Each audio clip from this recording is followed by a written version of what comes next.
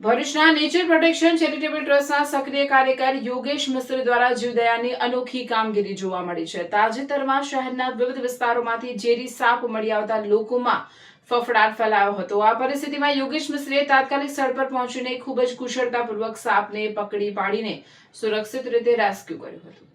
ભરૂચના nature protection charitable ટ્રસ્ટના સક્રિય કાર્યકર યોગેશ મિસ્ત્રી દ્વારા જીવદયાની અનોખી કામગીરી જોવા મળી છે। તાજેતરમાં શહેરના વિવિધ વિસ્તારોમાંથી ઝેરી સાપ મળી આવતા લોકોમાં ફફડાટ ફેલાયો હતો। આ પરિસ્થિતિમાં યોગેશ મિસ્ત્રીએ તાત્કાલિક સ્થળ પર પહોંચીને ખૂબ જ કુશળતાપૂર્વક સાપને પકડી પાડીને સુરક્ષિત રીતે રેસ્ક્યુ કર્યું હતું।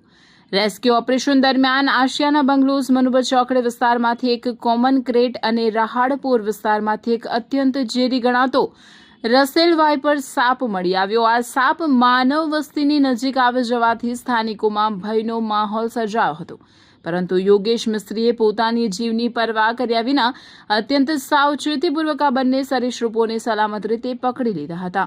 પર્યાવરણ અને વન્યજીવો પ્રત્યેની સંવેદનાના કારણે યોગેશ મિસ્ત્રીએ આ સાપને નુકસાન પહોંચાડ્યા વિના તેને રેસ્ક્યુ કર્યા હતા। આ કામગીરી બાદ બંને સાપને પકડીને કોઈપણ પ્રકારની હાનિ પહોંચાડ્યા વગર તેમને તેમની પ્રકૃતિને અનુરૂપ અને માનવ વસ્તીથી દૂર સુરક્ષિત પ્રાકૃતિક આવાસમાં મુક્ત કરવામાં આવ્યા હતા।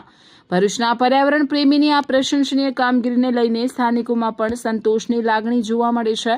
સાપ જેવા ભયાનક જીવોનું પણ માનવીય અભિગમ સાથે રક્ષણ કરીને તેમને કુદરતી ખોળામાં મુક્ત કરવા બદલ યોગેશ મિસ્ત્રી અને તેમના નેચર પ્રોટેક્શન ચેરિટેબલ ટ્રસ્ટના સેવા કાર્યોની ચોમેરે પ્રશંસા થઈ રહી છે।